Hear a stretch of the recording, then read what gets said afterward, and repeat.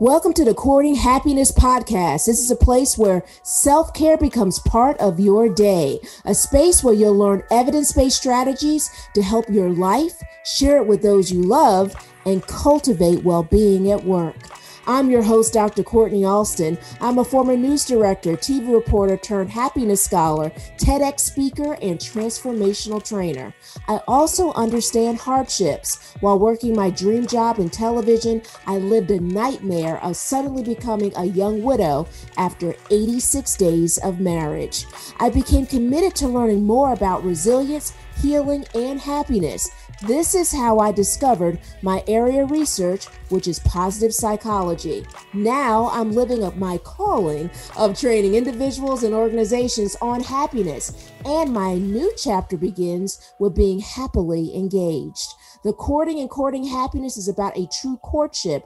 I like to say commitment with happiness. The K in courting stands for the vulnerability of sharing my story, the inspirational interviews you're going to hear from so many others, and the infusion of science. You will learn how to commit to your well-being one episode at a time. I hope you subscribe and share. So, are you ready? Let's get started.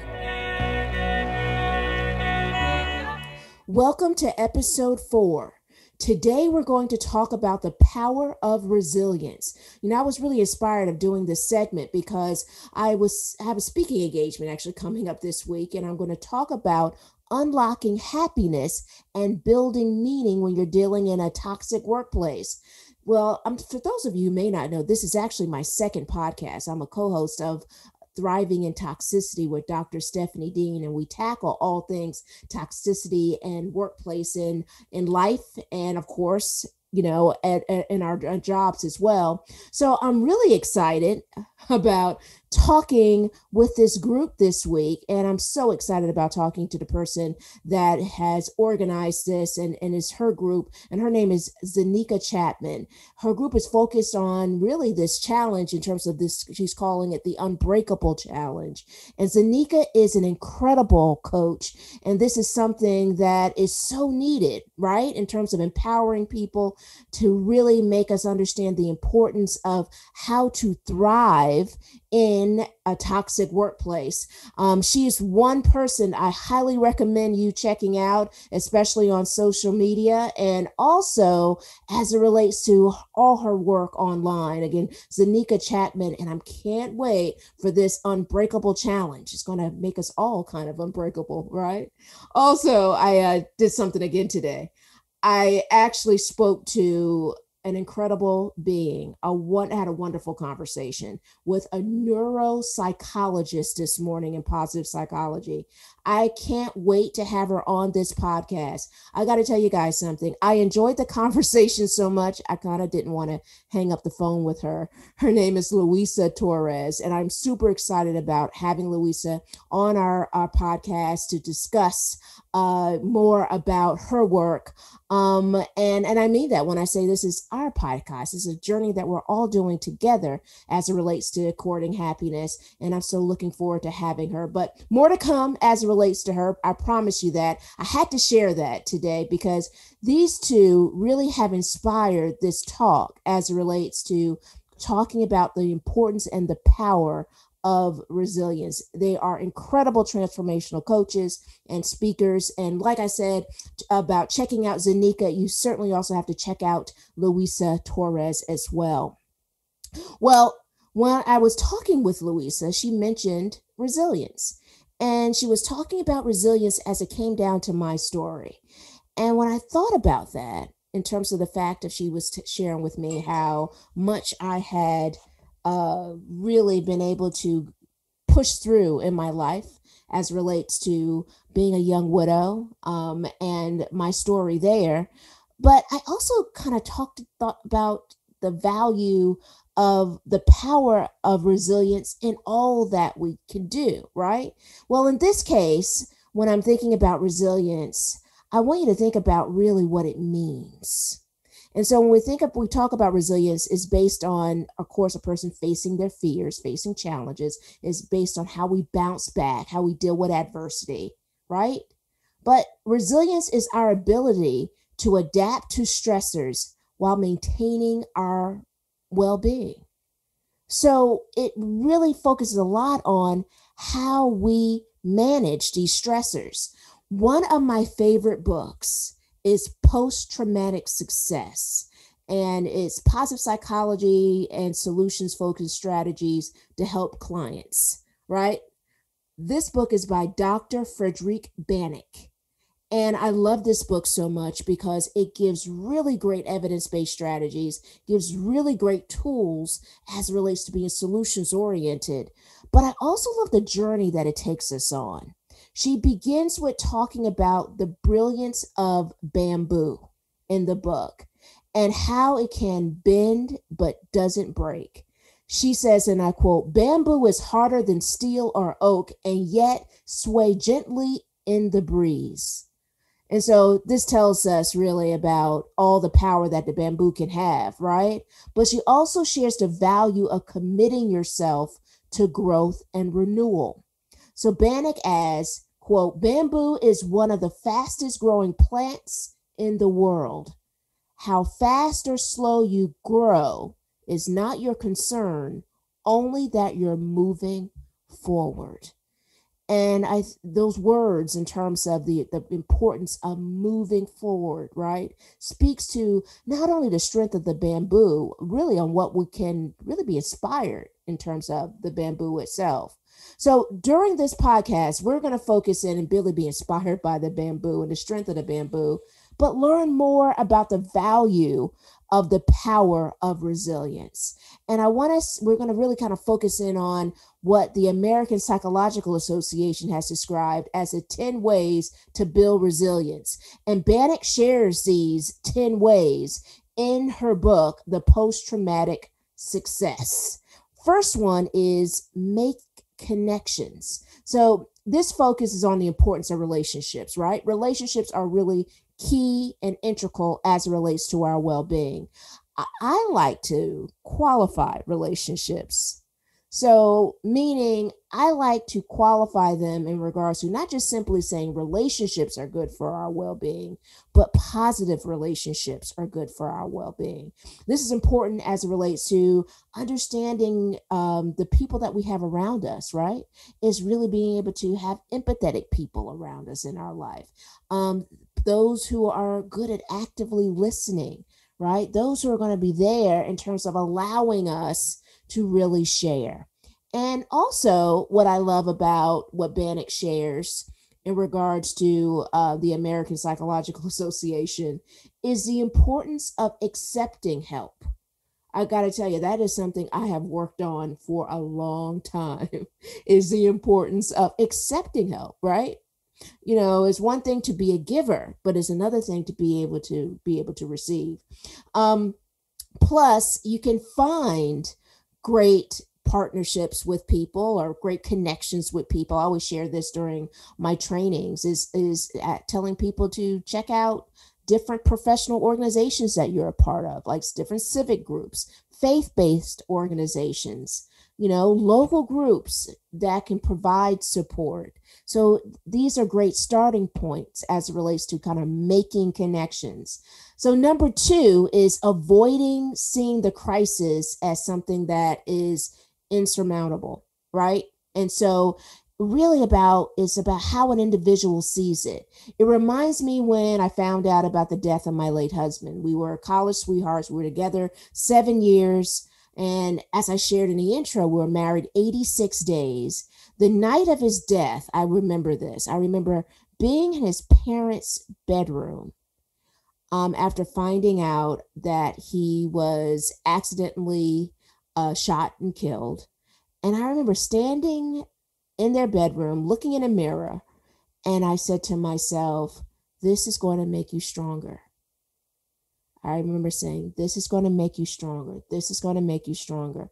Now, even at that moment, I had committed. I didn't realize it at the time. I had committed to what the path would look like for me, right? That it was going to make me stronger. Now, that does not mean that I didn't have moments when I felt hopeless.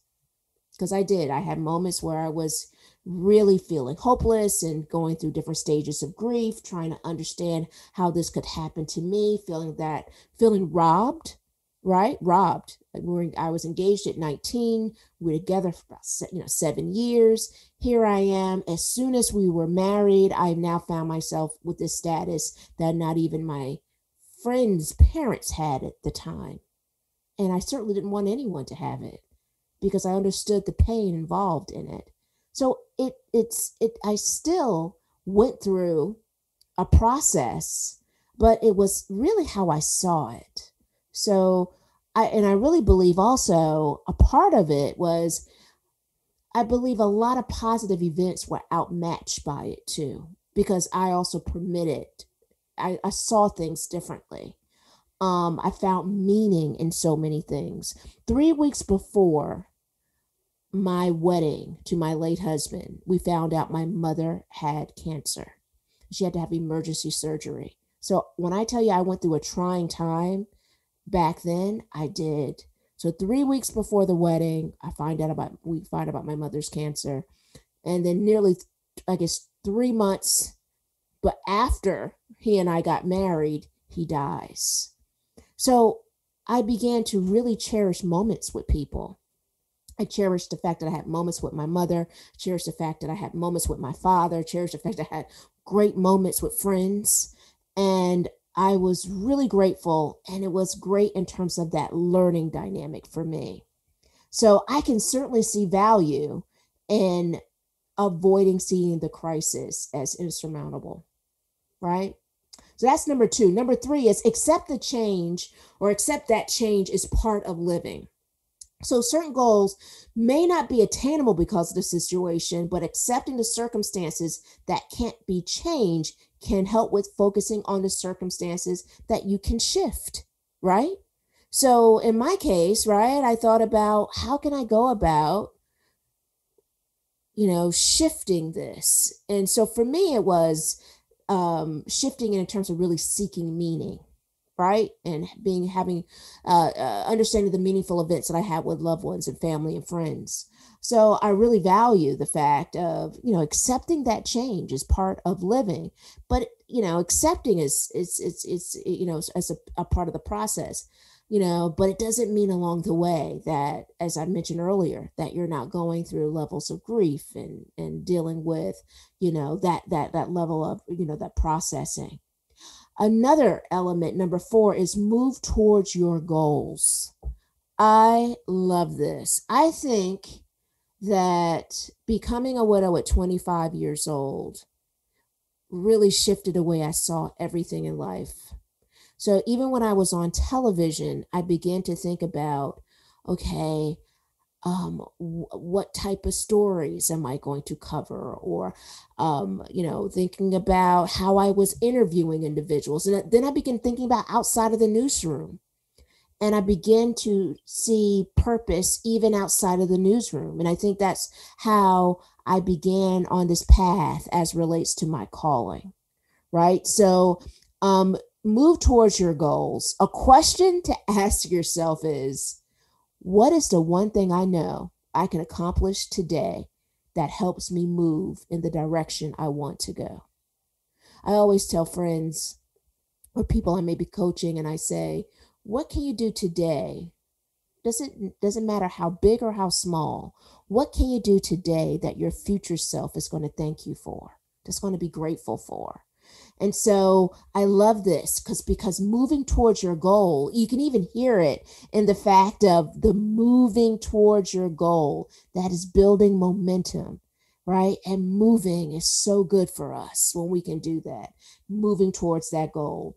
Number five is take the decisive action. So opposed to detaching from the problem and stressing, and really stressing and hoping that wishing it will go away, focus on taking decisive action. So really kind of focusing in on things maybe you can control, right? So for me at that time of my life, what I definitely could control, even though my late husband wasn't here, my mother was with us, right? And so I really treasure those moments. My mother died actually, a couple of years ago now. and she had a 17-year battle with cancer. And I can honestly tell you, I think becoming a widow at 25 made me treasure every second of the 17 years that we had with her when she was going through that battle, right? So I love this whole idea in regards to really kind of taking decisive action. 6 is look at opportunities for self discovery. As you can tell by everything I've shared this far, and it's funny, one of my mentees shared this with me. She goes, "Boy, you love self discovery." And I do. I love self discovery, right? It takes us on that journey. Talk about moving, right? It really takes us on a journey. So people have experiences and tragedies, right? And hardships have reported better relationships, greater sense of strength, and heightened appreciation of life, right? And so you can begin to see things differently and really, literally have this heightened level as relates to appreciation of the quality of life. And I can see that, and certainly in my journey, I want you to begin to see that in yours. What is something that you feel that has shifted you, right? That has really been able to give you a different outlook, different dynamic. Maybe it's made things more meaningful, right? When my fiance and I were in a long distance relationship, because now we are happily in the same home, but before we were about 300 miles away from each other, right? And I remember when he would leave on Sunday, or I would leave on Sunday, and we would head back to our home state. My case, it was Georgia then. Now his was North Carolina. Now we're both in North Carolina together. But Sundays were torture. We would talk about how much torture Sundays were, because we would have to say goodbye to each other, even though we knew we would say hello to each other on Friday, right? But now, since we live together and we have countless Sundays together where we're not saying goodbye to each other, we treasure those moments. We actually sit back and they're very meaningful to us, right? So that is really valuing a heightened appreciation of life, opposed to, oh, it's just Sunday. But no, it's like, wow, this is Sunday. This is Sunday. We're together. I'm not getting in a car. He's not getting in a car. And if we do get in a car now, we're doing something together. And it's wonderful. It's beautiful. So it's having that level and value and appreciation of life.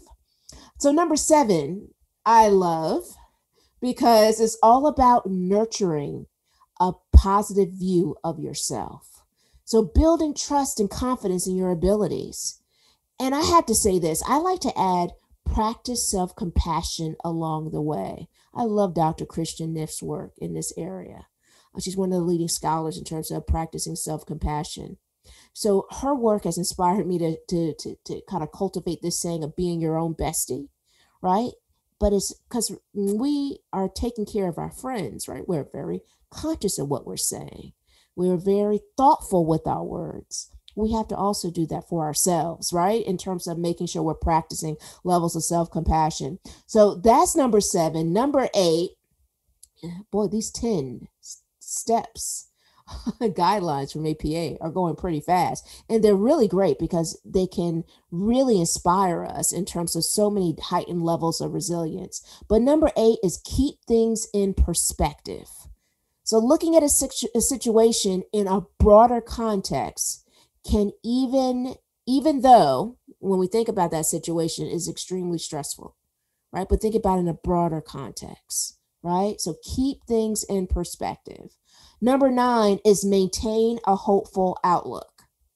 So I talked about how number 7 was a favorite because of about number 7 in terms of nurturing a positive view of yourself.